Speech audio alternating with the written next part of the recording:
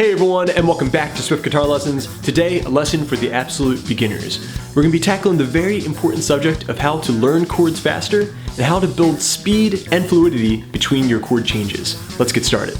Okay, close look at the fretboard, and we're getting started with 5 tips that will help you to learn your chords faster and easier. We're going to get started with a very basic chord shape that we call A major. Alright, my middle finger is here on the 2nd fret of the D string, playing an E note. My 3rd finger is below that on the 2nd fret of the G string, playing an A note. And my pinky is there on the 2nd fret of the B string, playing a C sharp.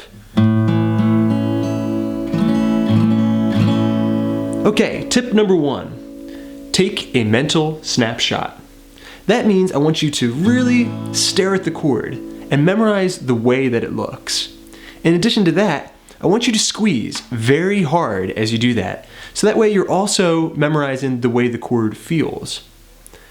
In this position, I might squeeze, hold for 5, maybe 10 seconds, and then remove the pressure, but not the fingers from the strings.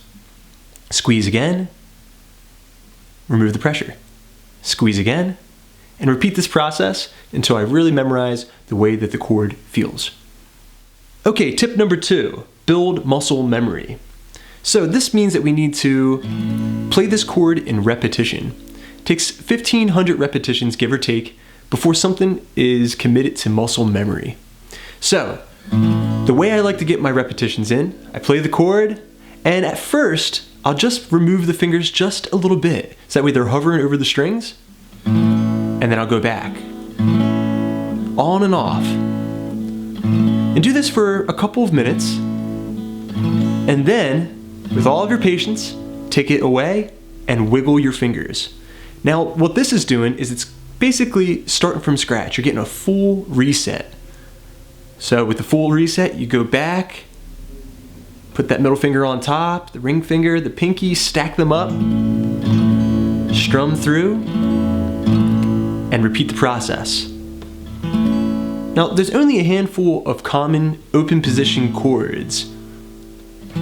And so it makes a lot of sense to spend time on these and not be in too much of a rush. Even just tackling a couple of chords per day is fantastic progress. Okay, tip number 3, find a target finger. This means that you're going to choose the uppermost finger or the lowest note in your chord that's fretted and build your chord up off of that finger. Okay, so with your A chord, I would suggest finding the 2nd fret of the D string, that E note, and then building your chord up from that. Okay? So there we are, just grabbing that middle finger and then starting again. This is great, especially when you start getting into your chord transitions. Getting that full reset, maybe squeezing again, going back to my previous steps, and then trying again. Alright, so that's tip number 3, but it's not going to be the be-all and end-all. We want to add to that technique in just a moment. Okay, going on to tip number 4, variating your approach.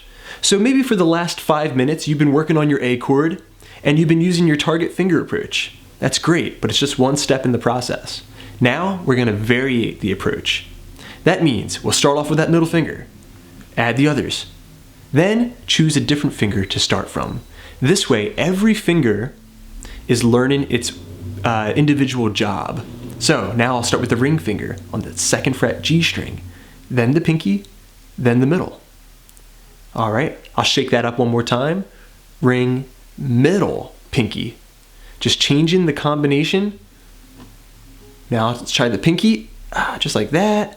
Okay, until eventually the hand, through this process, learns to put the whole chord down as one shape. And you'll know that you have a chord down when you can kind of just play a little air guitar and you can make your different chord shapes in midair. Okay, finally tip number 5 for building faster chord changes. I call this one dancing fingers. Basically what we're going to do, hold your chord down and lift each finger on and off.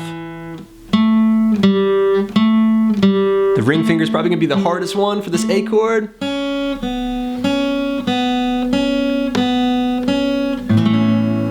Okay, and that's going to build up the dexterity, which is great for throwing in some chord embellishments. A lot of times you'll see someone throwing in a strumming pattern.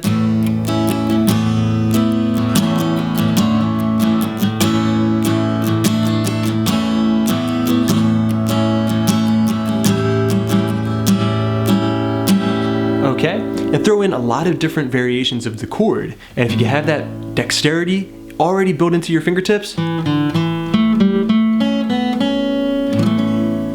you have a great head start. Okay, congrats everybody. You've mastered your A major chord today, and you can use that process to master any chord in the book, even if it's a bar chord or a very complicated jazz shape. It's all the same process. The next segment of this video, we're going to talk about faster chord changes, or how to build speed between your transitions. So in order to do this, we're going to have to learn one more chord. We already have the A major chord down. Now we're going to learn how to play a D major chord. All right, for this one, we're going to put our first finger here on the 2nd fret of the G string, middle finger here on the 2nd fret of the high E. I call this the peace sign position. That's kind of another tip in itself, just kind of memorizing the shape like we said, but actually giving it a name. Now, your 3rd finger goes into, this is going to be the 3rd fret of the B string, and I call this peace sign to the triangle. So you can see now that my fingers are in a triangular position. Giving things names, another great tip for building your chords and memorizing them. Okay, so now that we have the D major chord, the A major chord, we're ready to start practicing transitions. Okay, you'll have to apply the same exact process to this chord, so you might want to pause and get to know that D major chord a bit better. Okay, tip number 1 for building faster chord changes. Know your chords. Practice through that process that I gave you earlier and really get to know your chords. Tip number 2, dissect the challenge. This means that when I transition from A major to D major, I'm going to take note of each finger's job or responsibility. So, moving from the A chord, the first thing that I want to get very used to is the first finger. So I might practice just going A to D. But I'm not going to set up the full D chord. I'm only going to grab that 2nd fret G string. Repeat, repeat, repeat. All right, then I'll do the same thing with the middle finger. Just get to know that one movement and memorize the way it feels. Then try to combine the two, right to the peace sign shape, on the G and high E string. Alright, then I'll do it with the ring finger, which is going to go from G to D. 2nd fret, G string, 3rd fret, B string. So master that little change, jump in. Down 1 string, up 1 fret. Then add it in to your triangle, and that in itself is going to be great practice, even just for that individual chord, D major, and building the muscle memory and also teaching the fingers their individual job. Okay, the 3rd tip doesn't necessarily apply to A major to D major, but it's a very important tip nonetheless, and I call it finding commonality. So there's a lot of chords that have something in common with other chords. For example, the chord G major, which you may know. All right, I'll put the diagram over there in the corner. This is a G major chord, and it's very similar to a C major chord. You see how these top fingers here, the ones that are on the bass, ring finger and middle finger, just jump down and you add your first finger to create a C major chord. So chords like G, C, and F all share this position, which in guitardom is referred to as a major third. That is because everything is in reference to the major scale. 1, 2, 3, more on that later. Okay, so back to our A major chord and D major chord transition. For tip number 4, repetition. Again, 1,500 repetitions, give or take, before something is committed to muscle memory. So, practice, just jumping back and forth, with your metronome clicking, at a very modest tempo, maybe 60 beats per minute, something like that, just to get started. And try to hit that chord on the 1. So if you have something like 1, 2, 3, 4, 1, 2, 3, 4, 1, 2, 3, 4, 1, 2. That's perfect practice, but the metronome allows you to speed up gradually, just adding in 5 BPM per repetition. And once you feel like you got it down, just keep upping it until finally you can play it at 120 beats per minute, all right? Which will put you in line with most pop songs. Okay, tip number 5 for building faster transitions between chords. This might be the most important one.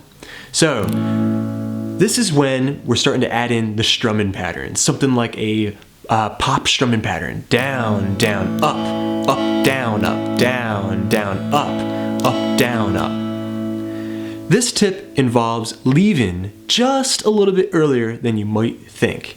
So if a strumming pattern is down, down, up, down, up, you don't leave after that upstroke. There's always going to be a pause that way. Now, with this tip, what we're going to do is leave on the last upstroke, which is an 8th note. So we're going to go down, down, up, down, jump, and let the open strings ring.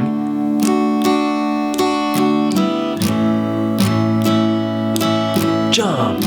And that is truly the key between a nice, fluent transition between chords. If you're an absolute beginner, try just doing basic 8th note strums like this. 1 and 2 and 3 and 4, jump. 1 and 2 and 3 and 4, jump. 1 and 2 and 3 and 4 and 1 and 2 and 3 and 4, open. 1. Okay, so those open strings ringing out, it should just be your high E string, B string, maybe your G string, and you'll let that ring. It'll act as sort of a glue between your chords. Alright everyone, thanks so much for checking out this tutorial. I hope you enjoyed it. This is likely going to be the last one that I post before my big move in March, but once I'm in my new studio, you can expect lessons and other resources to be added on a daily basis, both here and also at my patreon.com/swiftlessons page. Until next time, please subscribe, please share. This is Rob at Swift Guitar Lessons in Philadelphia saying happy picking.